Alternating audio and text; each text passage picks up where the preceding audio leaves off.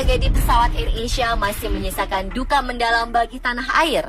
Pencarian korban masih terus dilakukan dan penemuan badan pesawat telah mendapat titik terang.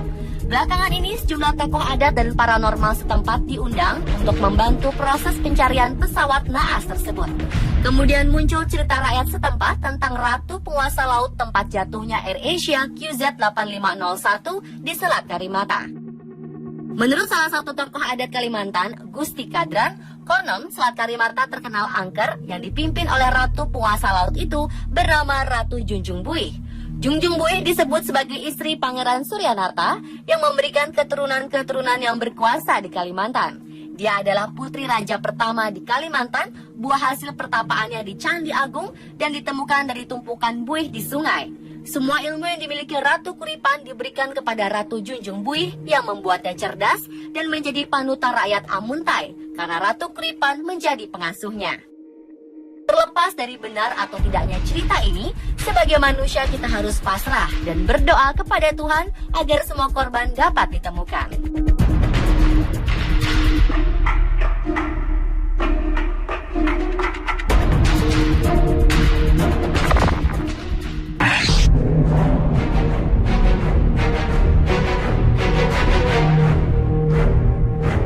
Dalam mitologi Yunani, Poseidon dikenal sebagai dewa penguasa laut, sungai, dan danau. Poseidon selalu digambarkan sebagai seorang pria yang perkasa, berjenggot, dan membawa trisula. Satu pukulan dari trisulanya bisa membelah bumi. Poseidon terkadang digambarkan bertubuh setengah ikan dan mengendarai kereta yang ditarik oleh 2 ekor hipokampos.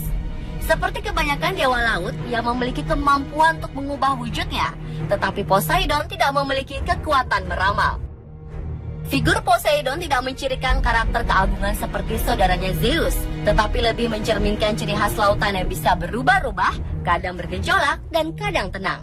Orang Yunani kuno percaya jika Poseidon adalah dewa yang menciptakan pulau-pulau baru dan membuat laut menjadi tenang. Tetapi jika Poseidon sedang marah, maka dia akan membenturkan trisulanya dan menyebabkan banjir, gempa bumi, dan kehancuran kapal laut.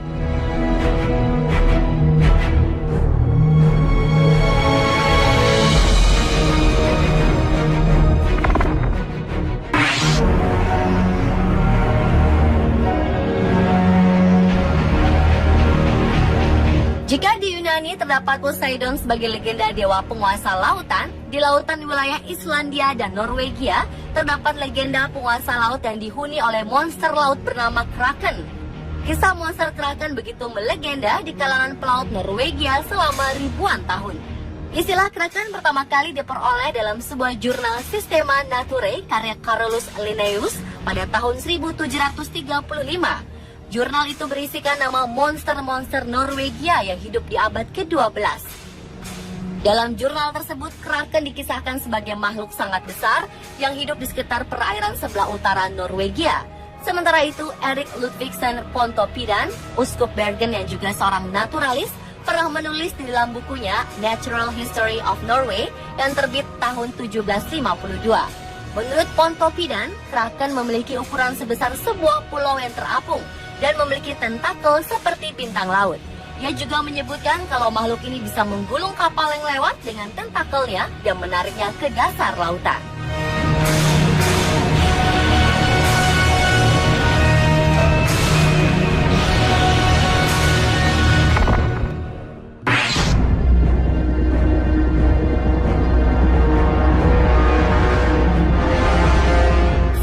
Dutchman dikenal sebagai legenda kapal hantu penguasa lautan.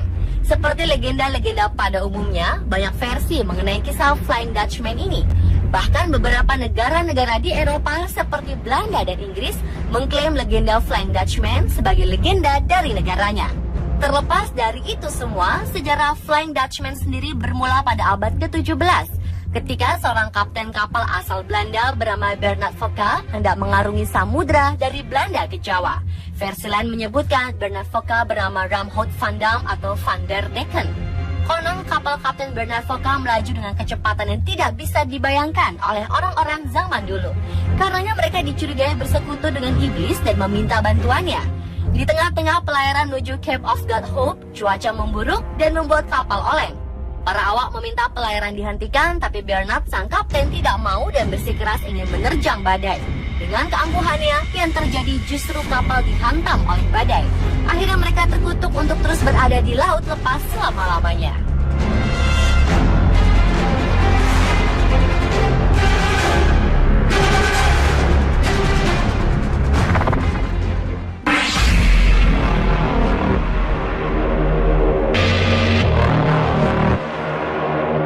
Orang-orang Tiongkok juga percaya dengan adanya dewi penguasa laut yang bernama Tian Sang Seng Mu, atau dikenal pula dengan sebutan Ma Zu atau Mak Choi.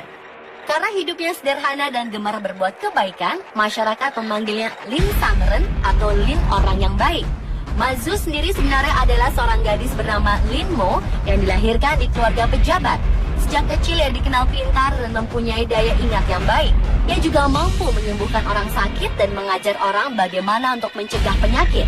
Setelah berumur 28 tahun, ia memutuskan untuk naik ke puncak gunung dan menjadi seorang dewi laut. Ia dikenal sebagai dewi laut yang suka menolong para pelaut dan menjadi pelindung etnis Cina dari wilayah selatan.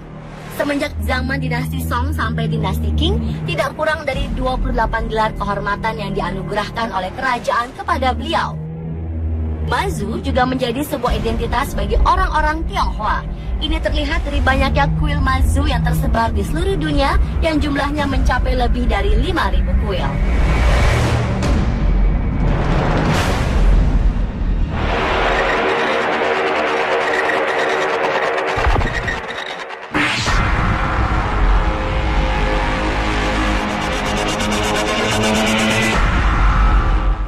Selatan adalah sebutan yang ada pada umumnya merujuk pada dua tokoh, yaitu Kanjeng Ratu Kidul dan Nyi Roro Kidul.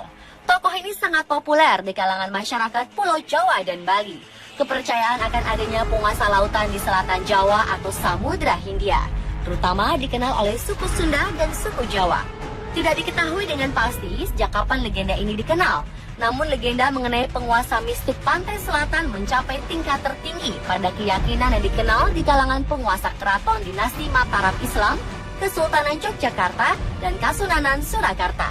Berbagai kisah dan legenda serta mitos-mitos meliputi tokoh legendaris ini.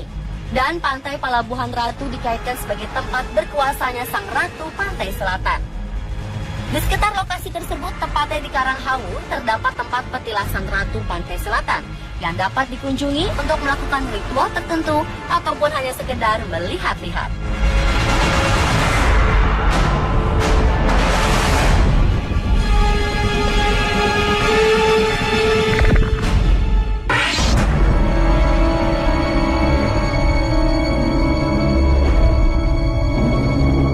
Ada cerita beredar di masyarakat Pekalongan tentang penguasa pantai utara Jawa atau dalam kepercayaan masyarakat Pekalongan dikenal dengan Dewi Lanjar. Dewi Lanjar atau Ratu Laut Utara adalah sosok legenda penguasa laut utara Pulau Jawa, khususnya di utara Pekalongan, Jawa Tengah. Masyarakat Pekalongan pada khususnya masih memiliki kepercayaan kental terhadap sosok Dewi Lanjar. Konon keraton Dewi Lanjar terletak di pantai Pekalongan sebelah Sungai Selamaran. Dikisahkan pada zaman dahulu di Pekalongan, hiduplah seorang putri cantik bernama Dewi Rara Kuning yang telah menjadi janda di usia yang sangat muda karena suaminya meninggal beberapa waktu setelah pernikahan mereka. Itulah sebabnya Dewi Rara Kuning kemudian terkenal dengan sebutan Dewi Lanjar. Lanjar adalah sebutan bagi wanita yang bercerai dengan suaminya dalam usia yang masih muda dan belum mempunyai anak. Karena dirundung duka, Dewi Lanjar memutuskan untuk meninggalkan kampung halamannya dan bertapa di pantai selatan menghadap Ratu Kidul atas nasihat Raja Panembahan Senopati dan Mahapati Singorano. Konon dari pertemuan itu, Dewi Lanjar diperkenankan tinggal di pantai utara Jawa Tengah, terutama di Pekalongan.